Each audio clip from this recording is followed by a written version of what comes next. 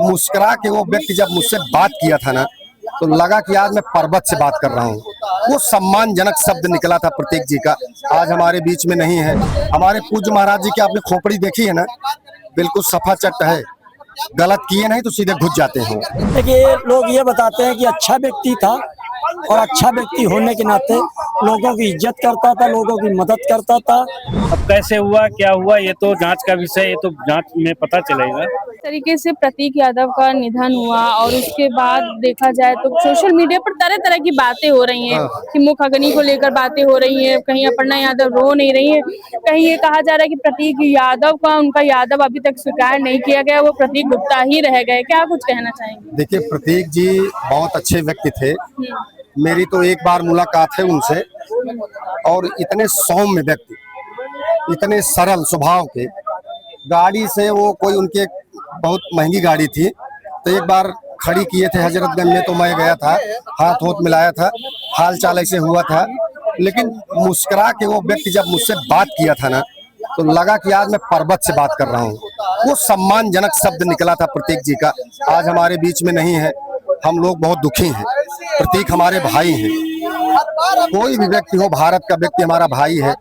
और प्रतीक के व्यवहार से, विनम्रता से, उनकी नम्रता से मैं क्या बताऊं। मैं तो ईश्वर से ही प्रार्थना करता हूं कि ईश्वर अपने चरणों में उनको स्थान दे, और उनके पूरे परिवार को मैं संवेदना व्यक्त करता हूं, श्रद्धांजलि अर्पित करता हूं। बाकी देखिए, हर परिवार में कोई न कोई, कहीं न कहीं कोई बात होती है, हुआ करती है, उस पर हम नहीं जाना चाहते हैं। अब क्योंकि राजा रजवाड़ों का मामला है, और हर राजा रजवाड़ों के यहाँ कहीं न कहीं थोड़ी बहुत बातें होती हैं। वो जो भी होगा सॉल्व करेंगे, अपना, उन लोगों का अपना व्यक्तिगत मैटर है। लेकिन भारतीय जनता पार्टी की सरकार में लोगों के खिलाफ कभी कोई न गलत हुआ है, न गलत होगा। जो सही होता है, हमारे पूज्य महाराज जी की आपने खोपड़ी देखी है ना, बिल्कुल सफा चट है, गलत किए नहीं तो सीधे घुस जाते हैं।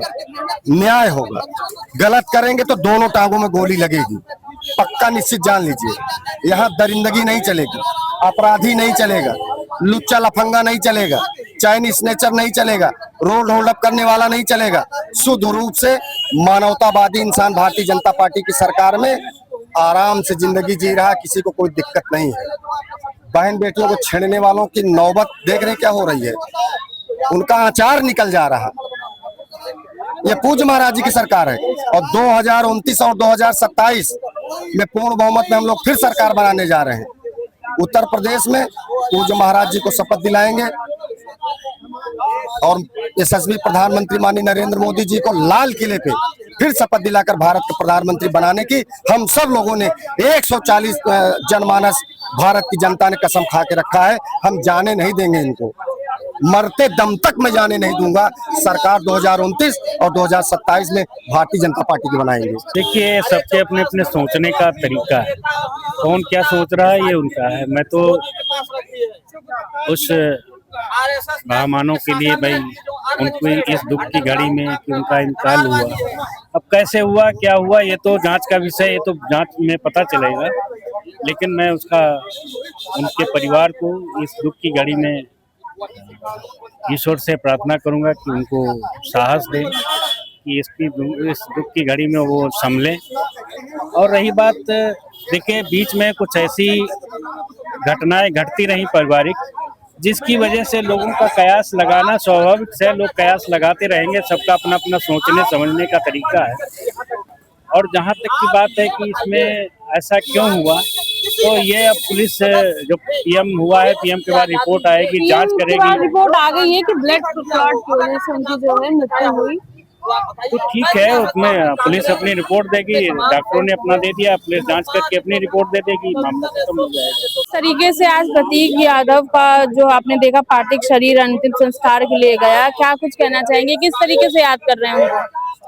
देखिए, लोग ये बताते हैं कि अच्छा व्यक्ति था और अच्छा व्यक्ति होने के नाते लोगों की इज्जत करता था, लोगों की मदद करता था, और एक नेक इंसान था। हालांकि समाजवादी पार्टी को तो नहीं कहा जा सकता है सही, बाकी प्रतीक का अपना एक सही नेचर, अच्छा नेचर था। ईश्वर से हम भी मनोकामना करते हैं, ईश्वर उनकी आत्मा को शांति दे और उनको सीधे जो है वैकुंठ को पहुंचाए, यही हमारी उनके लिए दुआएं हैं आज तक। जिस तरह से वो गुजर गए हैं, बहुत अच्छे व्यक्ति थे। और ये गुजरने के बाद हम लोग को बहुत कष्ट है, और समय समय पर भी हम लोग मौका पर अपना उनका अंतिम संस्कार के लिए गए, अपना जो पाया हाथ जोड़े। अब इसके लिए अब क्या कर सकते हैं, जो हम लोग लाग था आप लोग किए उनके साथ, अंतिम संस्कार तक गए, देखे, मौके पर थे। आगे जो होता है वो सही है। बिल्कुल, ये रही हमारी कुछ खास बातचीत में प्रज्ञा पांडे के साटा के साथ एडविन मीडिया लखनऊ।